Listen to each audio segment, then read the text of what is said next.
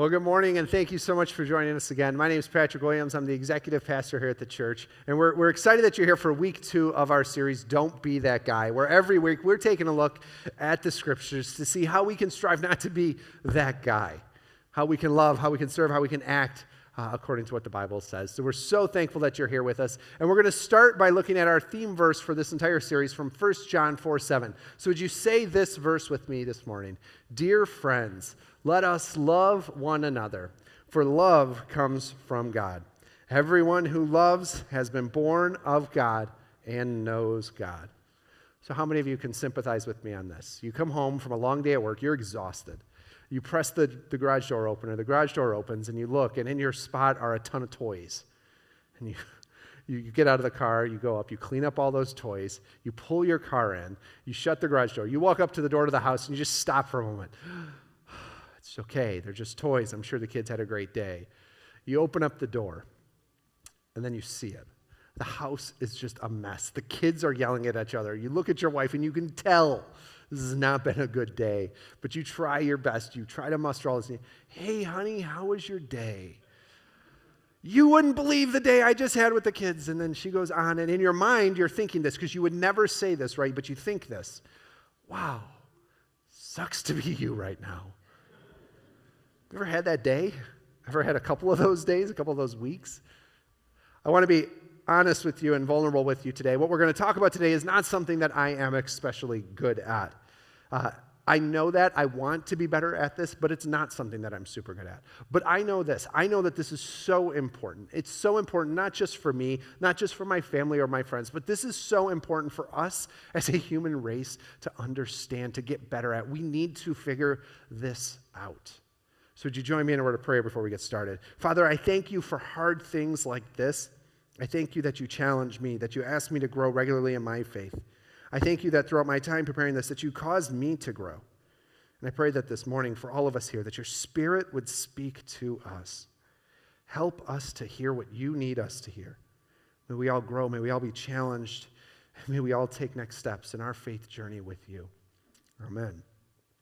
So today I want to sound the alarm. We as individuals, we as a society are losing something that is so foundational, so important to us as a human race. You see, we as a culture, we have become so self-focused, so focused on just ourselves that we've lost the ability to be about other people. We're so focused on number one that we've lost the ability to care for, to love on, and to be for others, other than just ourselves. American journalist Shaughnessy Farrow, she quoted this recently. She said, if you need an American to do something, don't mention the common good, teamwork, or caring for others. A new study in psychological science this month found that trying to get Americans to think and act interdependently failed and may have even decreased motivation. It's powerful. That's not healthy for our culture. But what then is the antidote? What's the antidote to this? If we are so self-focused as a culture, and yet we have Jesus who's calling us as Christ followers to live in a different way, what then is the answer? Well, the answer is empathy. It's empathy. And I'm sounding the alarm today for empathy. And when I said that I'm not good at something earlier, I actually meant this. It's empathy. I'm not overly good at being an empathetic person. I want to be. It's just not something that I've been great at. I know it's important for me, for my families, for so many others. I want to get better, but I haven't been able to. So I'm happy to report, though, that over the last month and a half, as I've been preparing for today, I've actually been learning a lot about empathy, and I've put into practice some of the things we're going to talk about. And wow, do they work. They can make such a difference. So I hope that today you'll take some notes, you'll engage a little farther, and you'll apply some of these things to your life, because they can make such a difference. But before we go too much farther, I want us to have a baseline of what empathy is and what we mean by that. And nobody does that better than Brené Brown, who is a research professor in social work. So we're going to watch a short video from her on how we can grow in our empathy. So what is empathy, and why is it very different than sympathy? Empathy fuels connection. Sympathy drives disconnection. Empathy, it's very interesting. Teresa Wiseman is a nursing scholar who studied professions, very diverse professions where empathy is relevant, and came up with 4 qualities of empathy: perspective taking, the ability to take the perspective of another person or recognize their perspective as their truth, staying out of judgment, not easy when you enjoy it as much as most of us do, recognizing emotion in other people and then communicating that. Empathy is feeling with people. And to me, I always think of empathy as this kind of sacred space when someone's kind of in a deep hole and they shout out from the bottom and they say, I'm stuck, it's dark, I'm overwhelmed. And then we look and we say, hey, you climb down. I know what it's like down here, and you're not alone. Sympathy is, ooh, it's bad, no. You want a sandwich? Empathy is a choice, and it's a vulnerable choice, because in order to connect with you, I have to connect with something in myself that knows that feeling. Rarely, if ever, does an empathic response begin with at least. And we do it all the time. Because you know what? Someone just shared something with us that's incredibly painful, and we're trying to silver lining it. I don't think that's a verb, but I'm using it as one. We're trying to put the silver lining around it. So, I had a miscarriage. Oh, at least you know you can get pregnant. I think my marriage is falling apart. At least you have a marriage. John's getting kicked out of school. At least Sarah is an A student. But one of the things we do sometimes in the face of very difficult conversations is we try to make things better. If I share something with you that's very difficult, I'd rather you say, I don't even know what to say right now, I'm just so glad you told me. Because the truth is, rarely can a response make something better. What makes something better is connection. It's really profound, isn't it? Empathy is so essential. And I believe it's one of the things that makes us distinctly human. And it's so needed. So for our purposes today, we're going to define empathy as this. Empathy is choosing to listen to people and choosing to feel with people. It's choosing to listen to people and choosing to feel with people. And I would argue, especially when those people disagree with us. Friends, I love Jesus, and I love him for a lot of different reasons. And one of the things I absolutely love about Jesus is that he says a lot of radical things. He says things that still to this day that we debate as a culture because they're so countercultural to what the world says are important. He says things like, sell all that you have and give to the poor, then come follow me. That's radical. Or how about this one? Blessed are you when people hate you and when they exclude you. It's countercultural. But I believe there are 3 words that Jesus says in Matthew chapter 5 that may just be the most radical 3 he could have ever said. So here's what it says. You've heard the law that says, love your neighbor and hate your enemy. But I say, and here are those 3 radical words, love your enemies. Pray for those who persecute you. In that way, you'll be acting as true children of your Father in heaven. If you love only those who love you, what reward is there for that? Even corrupt tax collectors do that much. What he's saying is even that guy loves people who love him back. But Jesus, he's calling us to something more.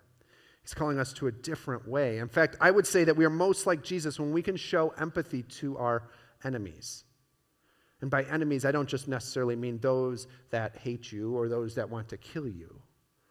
But maybe your enemies are those that have a different viewpoint or an opinion than you, that sit on the different political spectrum than you do. Those enemies, if you will.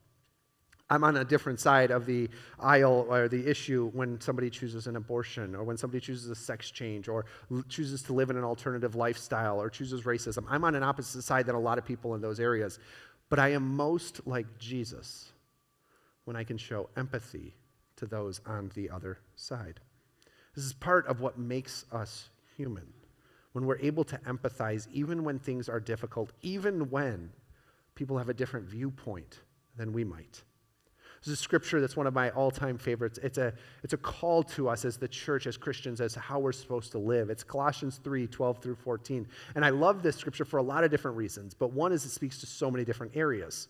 How do I love my wife better? Colossians 3:12 through 14. How do I be a good neighbor? Colossians 3:12 through 14. How do I stop myself from being that guy? Colossians 3, 12 through 14. And we're going to read this from a paraphrase of the Bible called The Message. It starts with this. So, chosen by God for this new life of love. Dress in the wardrobe God picked out for you: compassion, kindness, humility, quiet strength, discipline. Be even-tempered, content with second place, quick to forgive an offense. Forgive as quickly and completely as the Master forgave you, and regardless of what else you put on, with love. It's your basic, all-purpose garment. Never be without it. So what does it say? It says, dress in the wardrobe that God picked out for you. What does that mean? It means this. It means that empathy is a choice. We choose empathy. We put it on like we put on clothes. We choose it. It's a choice that makes us uniquely human, and we have been chosen by God to love others with that. I think that we are most human. We're most empathetic when we choose to do two things. And the first is when we choose to listen. Colossians 3, it started with, clothe yourselves with compassion, kindness, and humility. I believe that those three, they make a home whenever we can give the gift of listening to someone else. How can you be compassionate, kind, and humble all at the same time? Give the gift of listening to someone else, especially someone who has a different opinion or view than you do. In fact, I would go as far as to say, to listen is to love.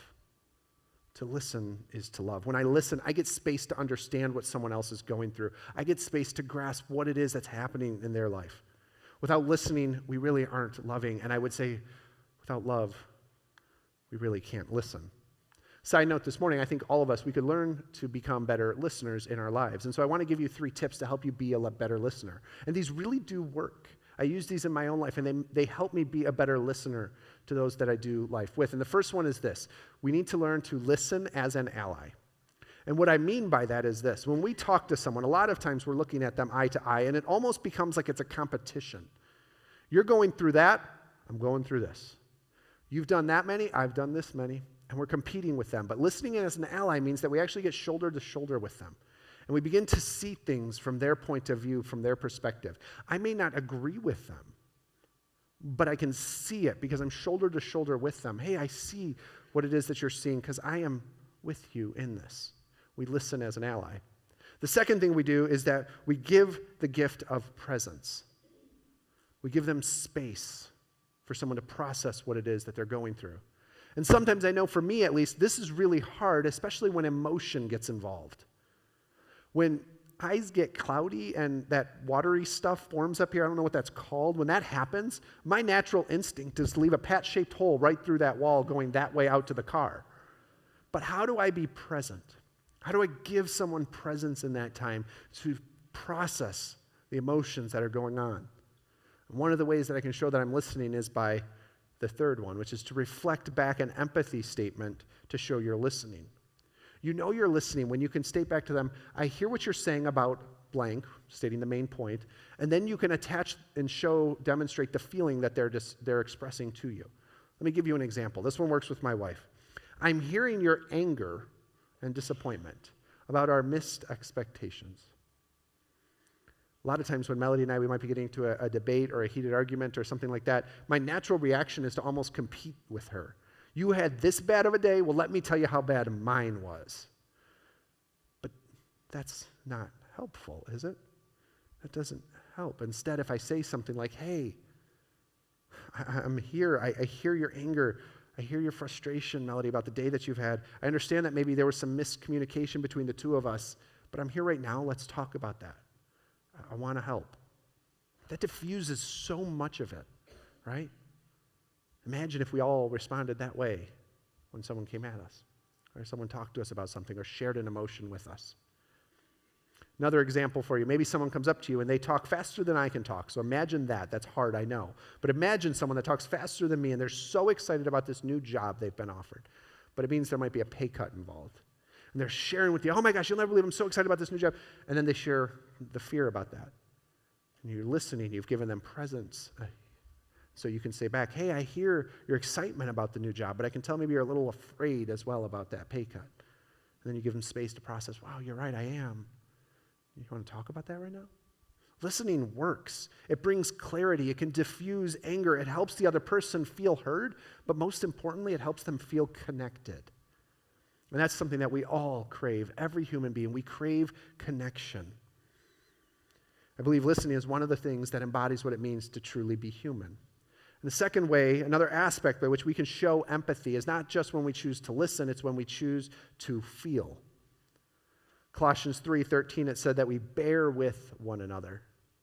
That could even be translated as we endure one another. And I love the Bible, and I love this text. This is written by Paul to the church in the city of Colossae. And he's writing to this church, and you would assume that a church in one city, that they all share the same opinion and view on every single thing, right? Because we do about everything, right? Everybody shares the same opinion on everything that happens here at Grace as me, right? No. Because there are times where we have to endure one another. We have to bear with one another. How about in our marriages? No matter how in love you are, no matter how perfect your marriage is, there are times when you have to endure one another, right? This is what we're talking about. But feeling with someone, it causes us to be vulnerable. That's hard sometimes. Remember my scenario from the beginning. It's not really a scenario. It plays it out more often than I'd like to admit at my house. But we walk in and, hey, honey, how was your day? You wouldn't believe the day I just had with the kids. My response in that, it really does matter, doesn't it? It dictates the future events for the rest of the night at the very least. Sometimes I'm happy to report that I respond really well. Wow, Mel, I see your stress, your anxiety, that you're having a tough time. Hey, I'm here. Can I help? What can I do? Sometimes I respond with that, and that's empathy. That's good, right? That helps. There are times, though, not happy to admit it, but there are times when I respond maybe a little poorer. Hey, honey, how was your day? You wouldn't believe the day I just had. And then I'll look around. Maybe I'll just say, I can tell. Maybe that's sympathy, right? Not nearly as helpful. Sometimes, though, and I hate to say this, but there are times where I am that guy, and I come home, and, hey, honey, how was your day? You wouldn't believe the day I just had, and I'll look around, and inside I think this. I would never say this for fear of sleeping on the couch, but I think this. Wow, it sucks to be you. I got to go to work today. I get to go to work tomorrow. Good luck. But when I choose empathy, when I choose to be vulnerable, it can make such a difference, can't it?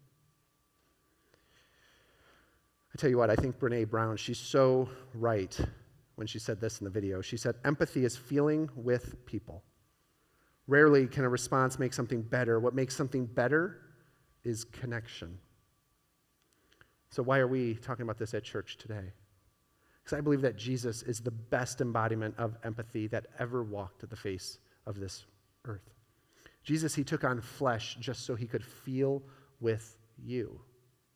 He took on flesh so he could bear with you. He took on flesh just so he could see what it was like to be human. And this is unique to the story of Jesus. You will not find another deity that was willing to enflesh themselves, to be confined to the restrictions that caused, just so that he could connect with those that he created. But that's what Jesus does. That's what he does. Look at how Jesus was depicted in Hebrews 4:15. It says this, "For we do not have a high priest," meaning Jesus, "who is unable to empathize with our weaknesses. But we have one who has been tempted in every way, just as we are, yet he did not sin." There's a specific story from Jesus' life that I just clearly communicates how far God is willing to go just to empathize with you and with me. And I don't know where you are today. I don't know what you believe about God, but I know this. God is willing to reach out to you in anything that's going on to feel with you. If you have doubts about his existence, he's willing to reach out to you in those doubts, to stand with you in that and engage in that. If you feel betrayed, disappointed, angry, he's willing to come to you and to stand with you and to feel with you. And there's a story about a leper from the Gospel of Mark that highlights this so well.